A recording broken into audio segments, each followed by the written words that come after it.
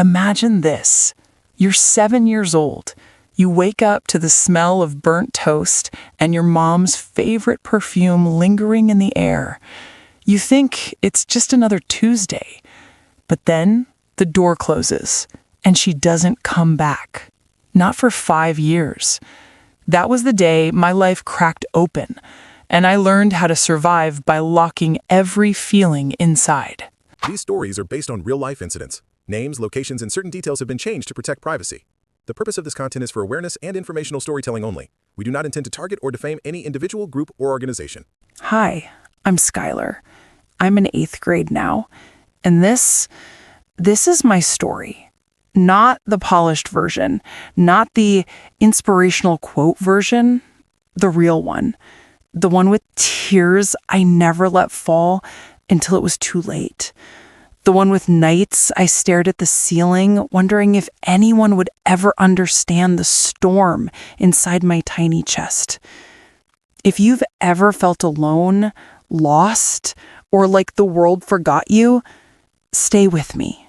Because I'm about to tell you how I turned silence into strength, and how you can too. This isn't just a story. It's a roadmap, a lifeline, a promise that the pain doesn't win. That morning wasn't loud. It wasn't like the movies. No screaming, no sirens, no slow motion hugs. It was quiet. Too quiet. The kind of quiet that presses on your eardrums and makes your heartbeat sound like a drum. I remember standing in our tiny apartment, the one with the peeling yellow wallpaper and the leaky faucet that dripped every 3 seconds. I was clutching my stuffed bunny, Mr. Flops. His left ear was half torn off from too many hugs. I watched my mom put on her coat. It was the brown one with the frayed cuffs. She knelt down, kissed my forehead, and said, "Be good for Aunt Kimberly, okay? I love you more than the moon and the stars." Then the door clicked shut, and just like that, she was gone. I didn't know what prison meant. Not really. I knew it was a bad word, a place where people went when they did something wrong. But my mom, she was the one who made pancakes shaped like hearts on Sundays. She was the one who sang off-key to old R&B songs while doing laundry. She couldn't be bad, but the police car outside, the way the neighbors whispered behind curtains, the way my brother's eyes went wide and scared, it all told me something was very wrong. For 5 years, I lived in that silence. I had my little brother, Jaden. He was 4 when it happened. We stuck together like glue, sharing a twin bed in the room with the cracked window that let in cold air every winter.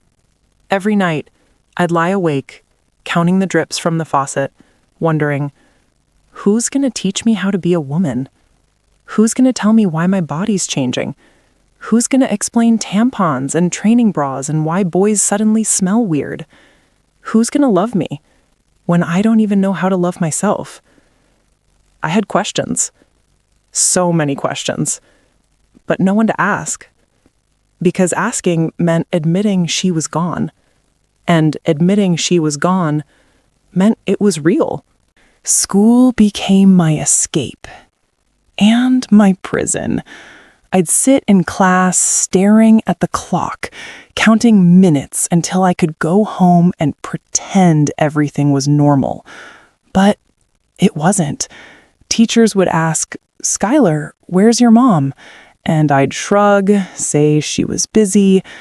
I learned to smile when I wanted to scream, to nod when I wanted to run, to say, "I'm fine," when I was drowning.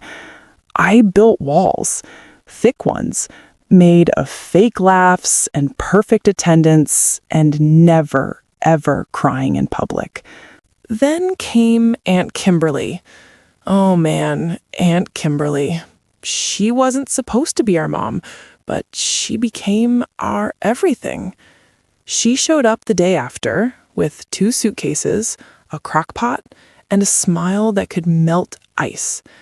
She was my mom's older sister, but softer around the edges. Round cheeks, warm hands, and a voice like honey.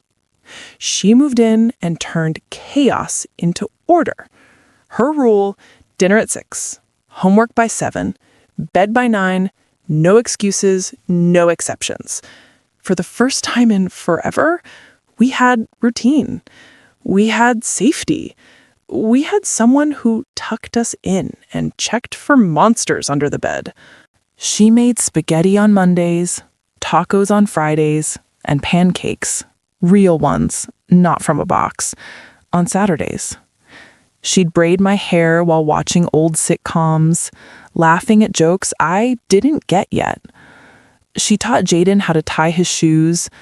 She came to every parent-teacher conference, every school play, every dentist appointment. She was there.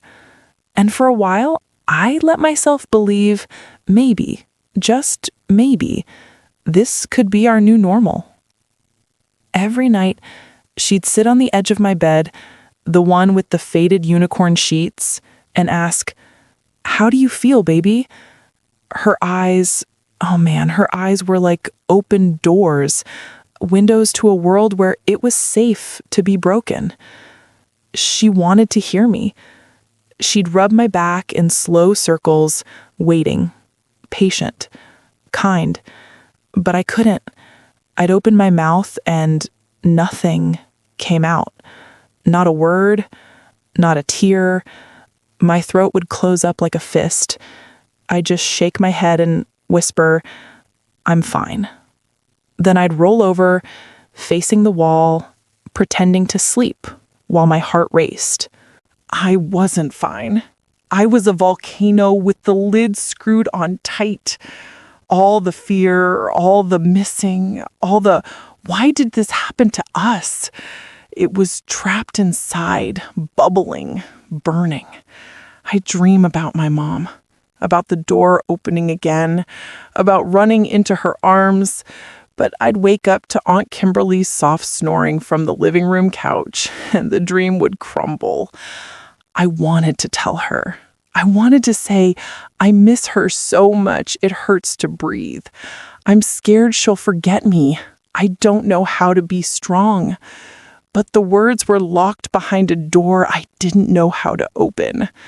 I'd spent so long being the good girl, the strong one, that vulnerability felt like failure. And Aunt Kimberly, she kept trying. She never gave up, not once. She'd leave little notes in my lunch. "You are loved. You are enough." She'd buy me journals with sparkly covers saying, "Write it down if you can't say it out loud." I tried. Once. I wrote, "I hate this." Then I tore the page out and hid it under my mattress. I was terrified someone would find it. Terrified someone would see the crack in my armor. Then, when I was 11, the phone rang. It was a Tuesday, just like any other. I was doing homework at the kitchen table, Jaden coloring beside me. Aunt Kimberly was in the living room, watching her stories. The phone rang. She answered. I heard her voice change, go quiet, then a gasp, then nothing. I knew before anyone said a word. She came into the kitchen, tears streaming, and pulled us into her arms. "Kimberly's gone," she whispered. "Heart attack. She's gone." I don't remember much after that, just fragments. The funeral, the black dress that itched, the cemetery with the gray sky, the way the casket looked too small, the way people kept saying, "She's in a better place." I wanted to scream, "No, her place was here, with us." But I didn't. I stood there, dry-eyed, holding Jaden's hands so tight his fingers turned white. That night, I cried for the first time in 5 years. Not quiet tears, loud, ugly, shaking sobs. The kind that rip your chest open and leave you gasping. I screamed into my pillow until my throat was raw, until my voice gave out. I kept hearing her voice. "How do you feel, baby?" And all I could think was, "I never told you. I never told you how scared I was, how much I needed you, how much I loved you, how your hugs were the only thing keeping me from falling apart." I didn't just lose my aunt that day. I lost the one person who saw me, really saw me. The one who knew I was hurting even when I smiled. The one who never stopped asking. And I hated myself for staying silent, for wasting every chance, for thinking I had more time. The weeks after were a blur. Foster care talks, social workers, my mom's letters from prison that I couldn't bring myself to read. I stopped eating, stopped sleeping, stopped caring. I'd sit in class, staring at nothing, while teachers droned on about fractions and state capitals. I became a ghost in my own life. But then, something shifted. A year later, when I turned 12, my mom walked back through that same apartment door. She looked older, thinner. Her hair was shorter, her eyes sadder, but she was here. My heart exploded with this wild mix of joy and pain. I ran into her arms like I was 7 again. She smelled different. No more perfume, just soap and regret and something I couldn't name. But she was home. We hugged, we cried. She whispered, "I'm so sorry, baby. I'm so sorry. I'm here now. I'm never leaving again." And for a second, I believed everything could be okay. We'd be a family again. We'd heal. We'd move forward. But it wasn't that simple. Because every time I looked at her, I saw Aunt Kimberly's empty chair at the dinner table. Every time she asked, "How was school?" I heard Kimberly's voice instead. The happiness of having my mom back was tangled with the grief of losing my anchor. I was whole, but still broken, like a puzzle with a piece missing forever. And that's when the anger started leaking out. In 6th grade, I was a mess. I'd mouth off in class, "Skylar, sit down." I'd roll my eyes, skip detention, talk back to teachers, get sent to the principal's office so often they had a chair with my name on it, figuratively, but still. I wasn't a bad kid. I was a hurting kid. Every time I got in trouble, it was like I was screaming, "See me! Someone see me! I'm still here!" I wanted to be expelled, suspended, anything to make the pain real on the outside. Because inside, it was eating me alive. I'd slam doors, throw tantrums, cry in the bathroom stalls. I pushed my mom away when she tried to hug me. I'd yell, "You weren't here. You don't get it." And she'd just take it. Cry quietly in a room. Try again the next day. I started hanging with the wrong crowd. Kids who skipped class, smoked behind the gym, talked about running away. I thought, maybe if I'm bad enough, someone will notice. Maybe if I break completely, someone will fix me. But no one did. Because breaking doesn't get you help. It just gets you labels. Troublemaker, at risk, problem child. But one day, in the middle of another dumb argument with my math teacher, Mrs. Lopez, something hit me like a brick. I was yelling about a stupid worksheet, and she said, "Skylar, I know you're better than this." And I froze. Because in her eyes, I saw Aunt Kimberly. That same belief, that same "I see you." And clear as day, I saw Kimberly's face in my mind, smiling, proud, waiting. And I heard her voice. "Let me see you walk across that stage, baby. Let me see you make it." That was it. My why. My North Star. I didn't want to be the girl who got kicked out. I didn't want to be the statistic, the mom in prison kid who never made it, the one who let grief win. I wanted to be the girl who made it. For her, for my mom, for Jaden, for me. I wanted to stand on that graduation stage, cap and gown, diploma in hand, and look up at the sky and say, I did it. I made you proud. So I stopped fighting the world and started fighting for my future. I went to Mrs. Lopez after class, apologized, asked for extra credit. She gave me a stack of worksheets and a smile that said, I knew you had it in you. I stayed after school every day, joined tutoring, started actually listening in class. My grades climbed from C's to B's to A's. I made honor roll, got a certificate, hung it on the fridge next to Jaden's finger paintings. Now I'm in 8th grade and I'm locked in. Straight A's. Top of my class in English and art. I stay after school for extra help in math. Still not my favorite, but I'm trying. I'm in the school play. I'm playing Sandy in Greece this spring. I'm learning graphic design on YouTube, Canva, Photoshop, the works. I even started a little Instagram at Skylar Creates, where I post my art, my poems, my thoughts. People actually like it. They comment, "You're so talented.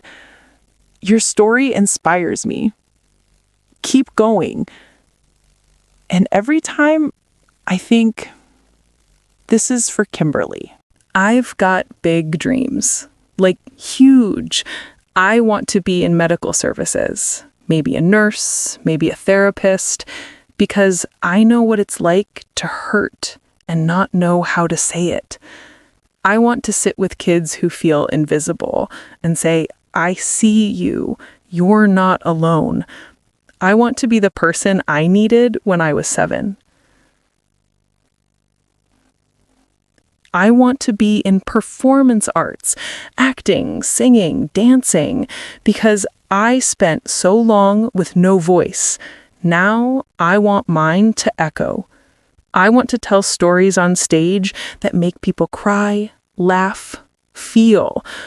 I want to be in movies, on Broadway, anywhere that lets me turn pain into power. I want to be a graphic designer because I see beauty in chaos. I can take pain and turn it into art. Logos, posters, album covers, book covers for stories like mine.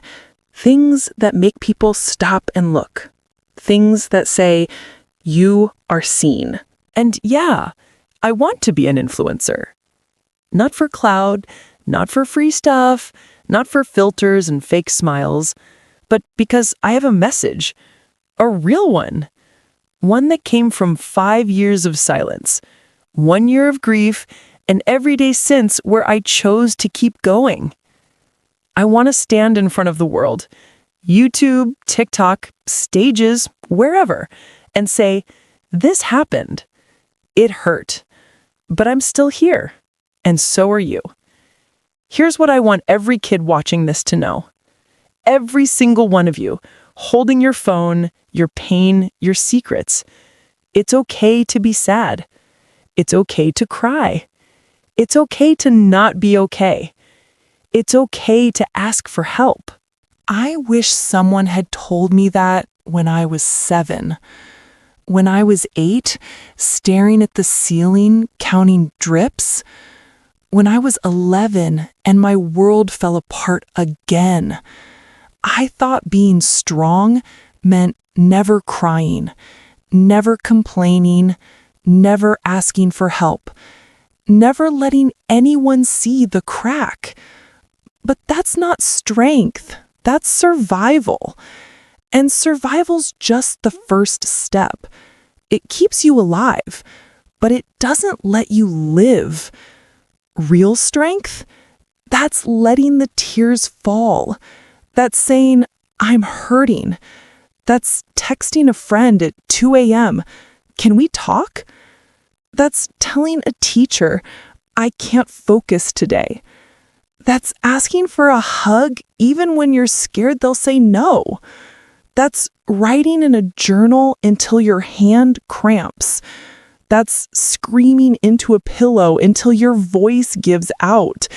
That's feeling all of it, the ugly, the messy, the raw. So if you're watching this and you're holding it all in, let it out. Talk to a teacher, a friend, a counselor, your mom, your dad, your sibling, your dog. Write it in a journal. Draw it, sing it, dance it.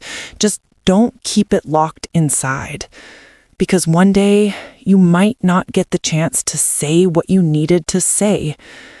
You might not get to tell the person who loved you most, you saved me. Trust me, I know. I live with that regret every single day. And to every kid who's lost someone, who's waiting for someone, who feels like the world's too heavy to carry, keep moving. One foot, then the other. Even when your legs shake, even when it hurts to breathe, even when you're so tired you want to lie down and never get up, keep moving. Because one day, you're going to look back and realize every tear was a seed. Every silent night was soil. Every time you got back up, you were growing. Every scar is proof you survived. Every dream is proof you're still fighting. I'm not done yet, not even close. I've got high school coming, prom, driver's ed, college applications, a stage to walk across in a cap and gown, a story to tell the world on bigger platforms. And when I do, I'm going to look up at the sky, wherever Aunt Kimberly is, and say, Kimberly, I did it. I made you proud. I walked that stage. I told our story. I helped someone else because of you. And Mom, she's watching every step, cheering louder than anyone. She's in therapy now. We're in therapy together. We talk, we cry, we heal. My brother Jaden, he's my biggest fan. He draws me pictures of superheroes with my face. And me, I'm learning to be my own biggest fan too. I look in the mirror and say, you're enough. You're worthy. You're going places. So here's my promise to you and to me. I'm going to accept myself. Flaws, fears, freckles, stretch marks, bad hair days, all of it. I'm going to love myself, even on the days I don't feel lovable, even when I mess up, even when I fall. And I'm going to keep moving forward, one dream at a time, one day at a time, one tear at a time, one victory at a time. Because this bumpy road, it's my road. It's your road. And we're not just surviving it anymore. We're building something beautiful on it. A life, a legacy, a light for everyone behind us. If you're still here, thank you for listening, for seeing me, for letting me share the mess and the magic, for holding space for my pain and my power. If this helped you even a little, like this video, subscribe, turn on notifications, comment below. What's one thing you're holding in that you're ready to let out? What's one dream you're fighting for? I'll read every single one, I promise. I'll reply because we're in this together. And if you know a kid who needs to hear this, a friend, a sibling, a cousin, anyone, share it. Send it in a text. Post it on your story. Tag them. Because no one should walk this road alone. We rise by lifting others. This is Skylar, signing off, but not shutting up. Not anymore. Not ever again. Accept yourself. Love yourself. Keep moving forward. You are enough. You are worthy. You are unstoppable. See you in the next one. Keep shining.